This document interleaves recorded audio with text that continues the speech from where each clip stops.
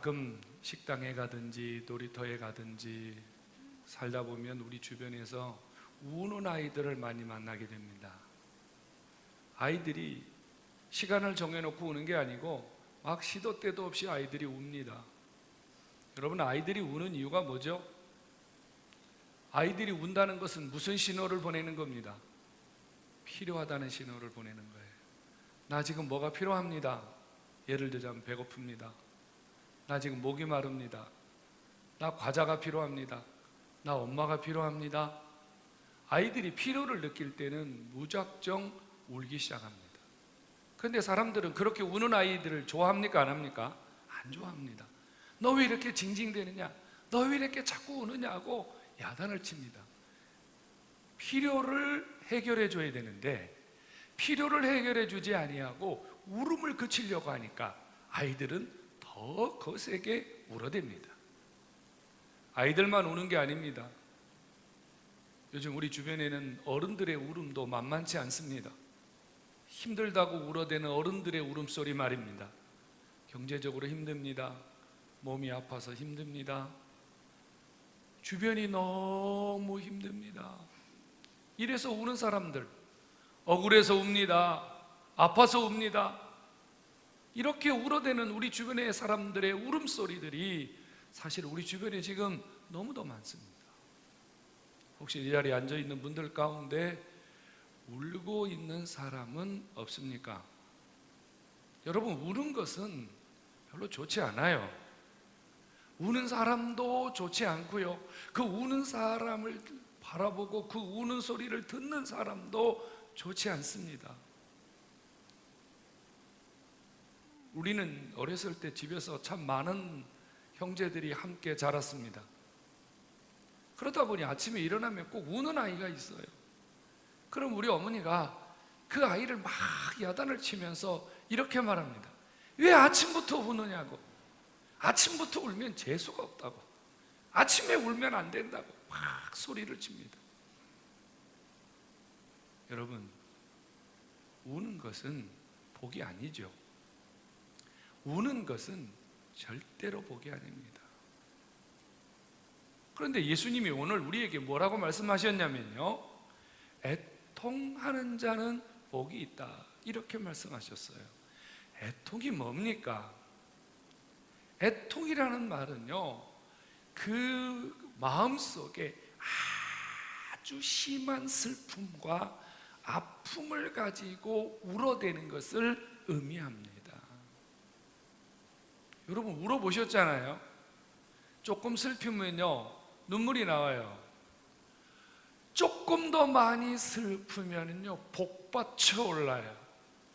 그런데 정말로 슬프면요 이 속에서요 아픔이 느껴져요. 고통이 느껴져요. 그때는 무슨 눈물이 나오냐면요, 뜨거운 눈물이 나와요. 지금 주님이 말씀하시는 애통이라는 것은 뭐냐면요, 아주 심한 고통과 아픔과 슬픔을 간직하면서 그 뜨거운 눈물을 가지고 어찌할 수 없어서 울어대는 상황을 애통이라고 부르는 거예요. 마치 뭘 연상하면 되냐면요, 이걸 연상하면 돼요. 너무도 사랑하는 어머니가 돌아가셨습니다. 자기가 평소에 너무 사랑했던 어머니가 돌아갔어요. 그 어머니의 영정 앞에 자식이 그 가슴 속에서 끓어오르는 슬픔과 아픔을 가지고 어찌할 수 없어서 그 고통스러워하는 상황을 애통이라고 부르는 거예요. 조금 더 사랑하는 자식이 죽었습니다. 여러분, 사랑하는 자식이 죽어 나자빠져 있는데 그 앞에서 애통하지 않을 부모가 누가 있겠습니까? 이 애통이라는 말은요, 그 끊어낼 수 없는, 버릴 수 없는 그 어떤 그 절망의 아픔을 끌어안고서요, 그냥 어떻게 할 수 없어서 떼굴떼굴 구르는 심정을 애통이라고 그래요. 여러분, 이런 사람을 바라보는 것이 복입니까? 여러분, 이렇게 사는 사람이 복입니까? 늘 눈에서 눈물이 마르지 않고 늘 막 그 가슴 속에서 어찌할 수 없는 슬픔과 아픔 때문에 매일 그냥 어찌할 수 없어서 발을 동동 구르는 사람을 바라보는 것이 복입니까? 이렇게 사는 사람이 여러분 복입니까? 이건 절대로 복이 아닙니다. 본인도 복이 아니고 이런 사람을 바라보는 사람도 복이 아니라는 말이에요. 근데 예수님은 복이 있다 이렇게 말씀하세요. 그럼 예수님은 슬픔을 즐기고 아픔을 즐기는 분입니까? 아니잖아요. 주님은 우리가 아파하시고 고통스러워할 때 희열을 느끼시는 이상한 분입니까? 아니잖아요. 우리 주님이 오늘 우리에게 애통하는 자가 복이 있다는 말은 애통하라는 말이거든요. 애통해야 된다는 말이에요. 애통이 없는 것에 대하여 주님이 지금 경고하시는 거거든요. 애통하는 자는 복이 있다 그 말은 너희들이 애통해서 복을 받으라 그 말이에요. 지금 애통하는 자가 받는 복이 스탑되어 있다는 말이에요. 그래서 주님은 우리가 애통하는 걸 원하시고 우리가 애통할 때 복을 주시고 싶어 한다 그 말이에요. 오늘 예배 나오신 여러분, 우리 주님이 원하는 이 애통의 자리로 나아가서 우리도 주님이 우리에게 복을 주고 싶어 하시는 이 복을 저와 여러분들이 누릴 수 있기를 주님의 이름으로 축원합니다. 그럼 주님이 말씀하시는 이 애통은 어떤 애통을 말하는 겁니까? 부모가 죽은 애통입니까? 자식이 죽은 애통입니까? 배고파서 우는 애통입니까? 돈이 없어서 우는 애통입니까? 아파서 절규하는 애통입니까? 그런 애통 아니라는 거예요. 오늘 우리 주님이 우리에게 말씀하시는 이 애통은 나를 바라보는 애통이에요. 예수님의 눈으로, 주님의 시각으로 나를 바라보는 거예요. 예수님이 지금 나를 바라보실 때 어떠한 심정을 가지고 계실까?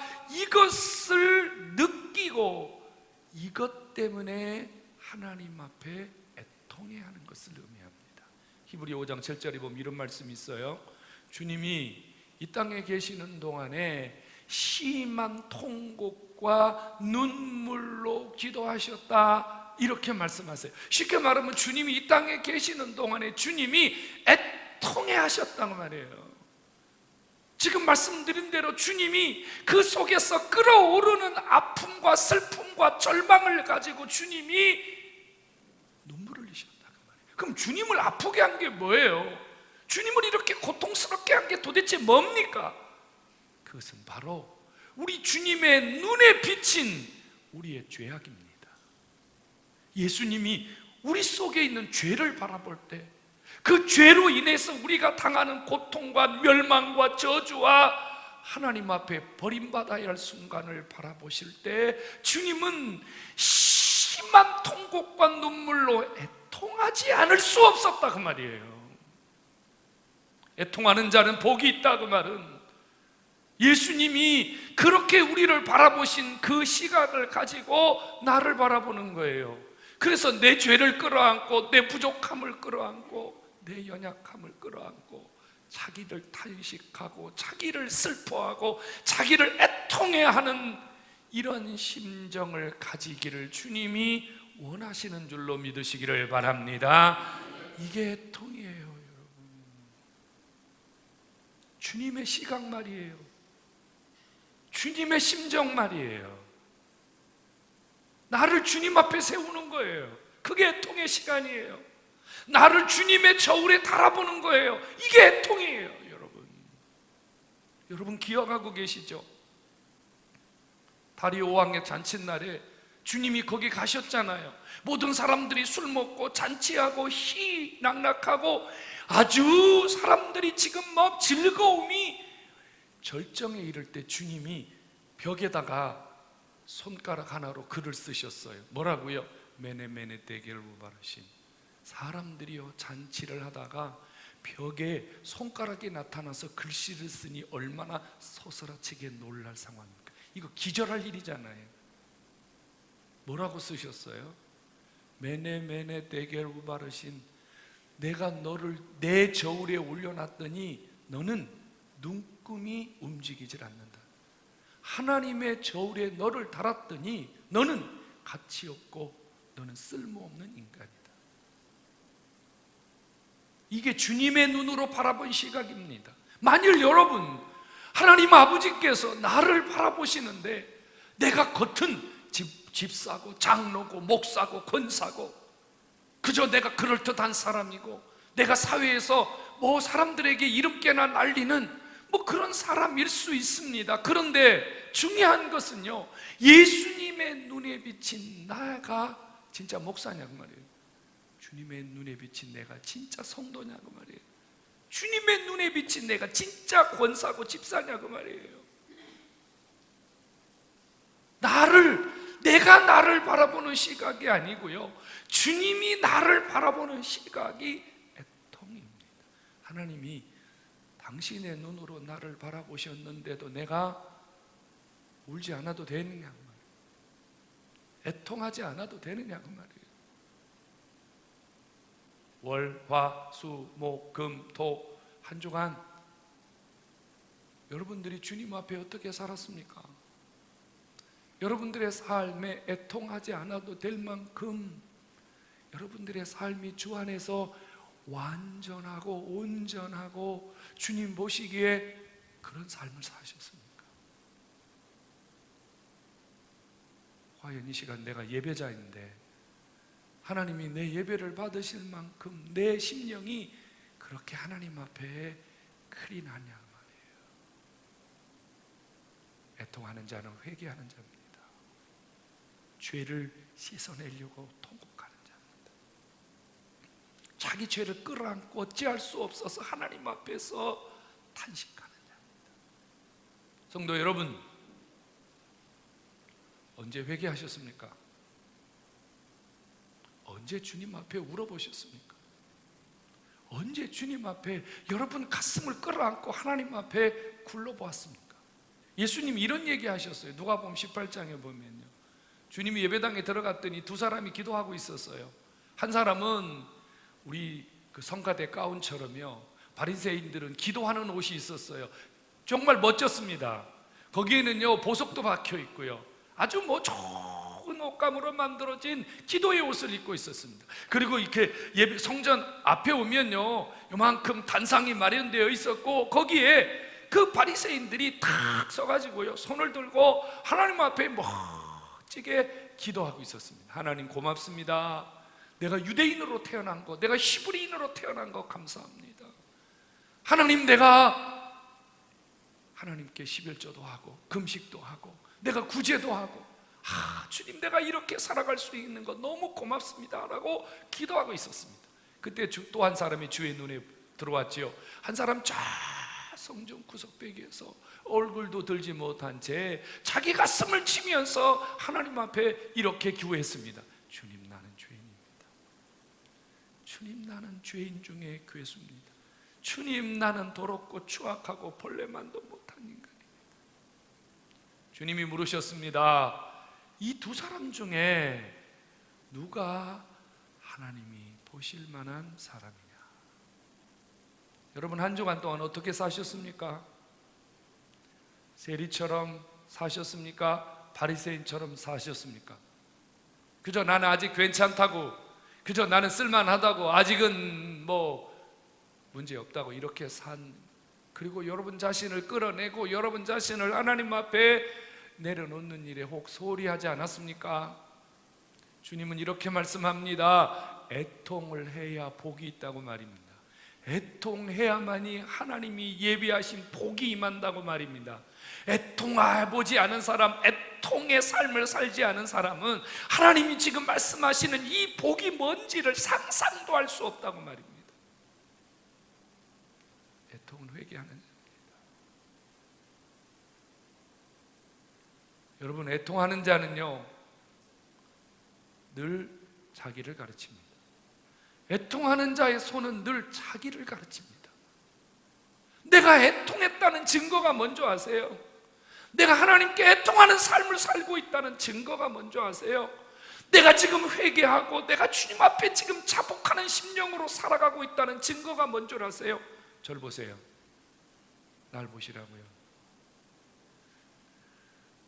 타인을 향하던 내 손이 나를 향하여 바뀌는 겁니다.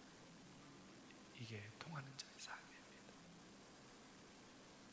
애통하지 않는 사람, 자기를 씻어내고 자기를 청소하지 않은 사람은 늘 남의 허물이 보입니다. 남의 단점이 보입니다. 남의 문제가 보입니다. 그래서 늘 이렇게 얘기해. 얘 너는 왜 그러냐? 너는 왜 맨날 그러니? 너는 왜 이렇게 변화되지 못하니? 너는 왜 그렇게 매일 그러니? 여러분, 남편을 향해서도 그래요. 부인을 향해서도 그래요. 자식을 향해서도 그래요. 교회 와도요. 여기가 또 찌르고 저기가 또 찌르고 늘 그의 손은 자기를 향하지 않고 다른 사람을 향합니다. 예수님 이미 이런 사람에 대해서 경고했습니다. 이 사람은 자기 눈에 있는 들보가 뭐예요? 통나무예요. 통나무. 자기 눈에 있는 통나무는 보지 못하고 남의 눈에 있는 티만 보고 있다고 말합니다. 성도 여러분, 애통하는 자의 손은 누구를 가르친다고요? 나를 가르칩니다. 애통하는 자의 손은 자기를 찌릅니다. 애통하는 자의 손은 자기의 심장을 향하고 자기의 부족을 향하고 자기의 연약함을 향하는 것이 애통하는 자의 손입니다. 지금 여러분들은 애통하는 자의 삶을 살고 있습니까? 이렇게 애통하는 자에게 하나님이요 위로를 주시겠다고 말씀합니다. 이게 복이거든요. 애통하는 자에게 돈을 준다 그러면 아마 우리가 많이 애통할지도 모르겠어요. 그렇죠? 하나님이 애통하는 자에게 병을 고쳐준다 그러면 아마 여러분 많이 애통할 수도 있을 것 같아요. 여러분 애통하는 자에게 하나님이 승진시켜준다면 여러분 애통할지도 모르겠어요.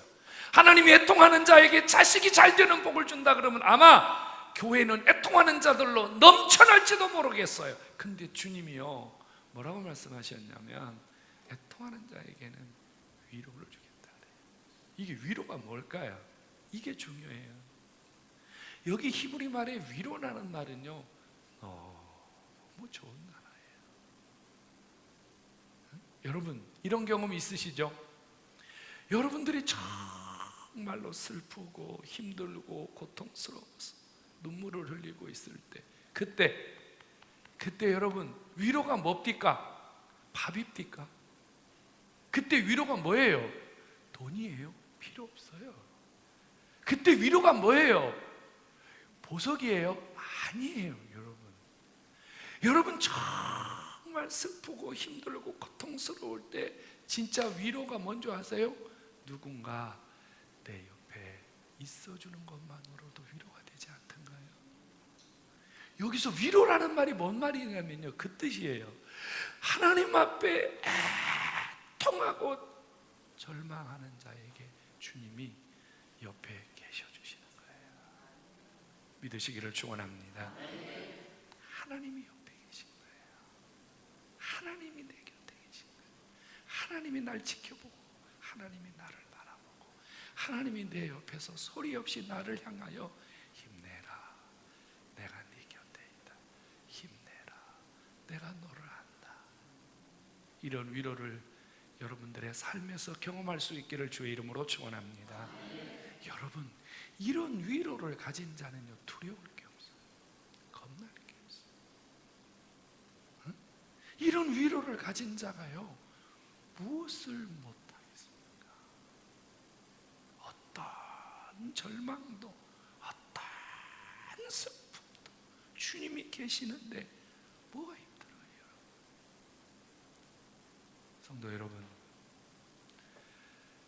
우리가요 애통할 때마다 애통하는 자리에 주님 찾아오십니다. 여러분이 집에서 애통하면 집으로 가시는 거예요. 여러분 직장에서 애통해 하시면 직장 가시는 거예요. 여러분 병실에서 애통해 하면 병실로 가시는 거예요. 여러분들이 공부하는 자리에서 애통해하면 주님이 그 자리 가시는 거예요. 이런 위로가 우리를 회복시키시고 우리를 치유하시고 우리의 삶을 일으키시고 우리에게 본질적으로 내가 할 수 없는 그 많은 것들을 해내는 역사와 능력이 됨을 믿으시기를 축원합니다. 여러분, 지금 하나님의 위로가 필요한 때 아닙니까? 너무 지금 하나님의 위로가 필요한 때예요. 왜? 울고 있는 자가 너무 많기 때문에. 너무 많은 사람들이 울지 않아요? 지금 아이들이 학교를 가야 되는데 학교를 못 가요. 아이들이 학교를 가지 못하기 때문에 부모들이 지금 얼마나 힘듭니까? 일자리를 잃어가고 있어요. 마음껏 누구를 만날 수도 없어요. 여러분, 지금이야말로 우리가 하나님의 위로가 필요한 때예요. 하나님이 좀 오셔야 되고 하나님이 좀 역사하셔야 되고 하나님이 좀 도와주셔야 되고 하나님이 좀 우리에게 은혜를 베풀어 주셔야 될 때라고 말해요. 근데 왜 이렇게 이런 하나님의 위로의 손길이 우리에게 더디 이루어지고 있을까요? 원인을 찾아보면 그 원인은요, 바로 우리가 애통하지 않기 때문이에요. 다른 사람 얘기할 거 뭐 있어요? 여러분 삶을 보세요. 여러분들이 지금 이 어려움을 극복하기 위해서, 이 힘든 상황을 극복하기 위해서, 그것이 여러분 개인적인 것이든 직장이든 환경이든 무엇이든지 간에 여러분들이 이 어려움을 극복하기 위해서 정말로 하나님 앞에 통하는 심령을 가지고 하나님 앞에 기도하고 있느냐고 말이에요. 살려주세요. 하나님 잘못했어요. 하나님 잘못했어요. 살려주세요. 하나님 잘못했어요. 살려주세요. 라고 하는 이 주님이 듣고 싶어하는 이 음성이 우리에게 지금 나오지 않는다는 얘기예요. 우리 속에 지금 일어나지 않는다는 얘기예요. 지금. 그러니 하나님이 지금 바라보시면서요, 하나님 바라보시잖아요. 우리의 힘든 사정을 주님 바라보시는데 바라만 보고 계시는 거예요. 주님이 오셔야 되거든요. 이렇게 오셔야 돼. 우리의 힘든 자리에 주님이 오셔야 되는데 바라만 보고 계세요. 왜 바라보고 계세요? 뭐 할 때까지요? 우리가 애통할 때까지 말입니다. 우리가 주님 앞에 절망할 때까지 말입니다. 여러분, 애통이라는 것이 뭐예요? 내 방법을 내려놓는 거잖아요. 내 힘을 내려놓는 거잖아요. 내 방법을 내려놓는 거잖아요. 그리고 주님 전적으로 의지하고 전적으로 주님의 방법을 찾는 것이 그게 애통 아니에요, 여러분. 살 길은 우는 겁니다. 살 길은 우는 거예요. 살 길은 우는 거예요. 내가 살면 모두가 다 살아요. 그러면 내가 살고 내가 살아서 모든 사람을 다 살려내려면 내가 울어야 돼. 하나님은 내가 애통하는 자가 되어질 때 하나님은 나를 통해서 나도 회복시키시고 여러분 가정도 회복시키시고 직장도 회복시키시고 여러분 삶 전체를 회복으로 이끌어가고 계심을 믿으시기를 주의 이름으로 축원합니다. 그리고 애통하는 자리로, 우는 자리로, 하나님이 복을 주고 싶어하는 그 애통의 심령의 자리로 나아갈 수 있기를 간절히 소원합니다. 애통하자고 말이에요. 우리 좀 울어보자고 말이에요. 제가 어려서 교회에서 신앙생활 할 때는요, 참 교회 가요 많이 울었어요. 제가 어렸을 때 교회에서요 어른들을 바라보면서 그런 생각 가진 적이 참 많아요. 아우, 저 권사님은 뭔 죄를 저렇게 많이 졌길래 맨날 운다냐, 이런 생각이요. 왜? 교회만 하면 울어. 그냥 교회만 하면 울어. 우는 게 그냥 우는 게 아니에요. 막 한 맺힌 울음을 울어요. 그것도 막 끝도 없이 울어요. 근데 여러분, 날 좀 봐요. 그렇게 운 분들, 그렇게 울어서 신앙생활 한 분들이요, 본인도 자식도요 다 잘 되더라고 말이에요. 하나님 위로해 주시더라고 말이에요. 난 그걸 봤다니까. 나는 그걸 봤어.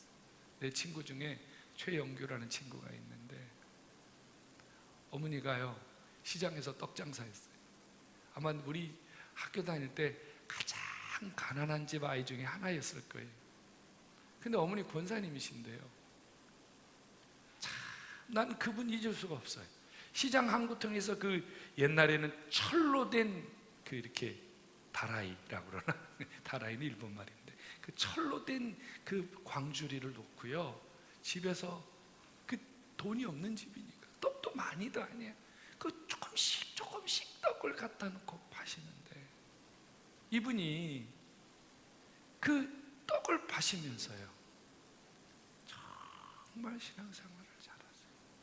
한 번은 집을 갔는데 집이 이렇게 산동네, 언덕백이 산동네에 있는데 가보니까요 정말로 집이 작아요. 단칸방에서 사는데 그래서 내 속으로 그랬어요. 아니 이 집에서 어떻게 식구들이 다 살지?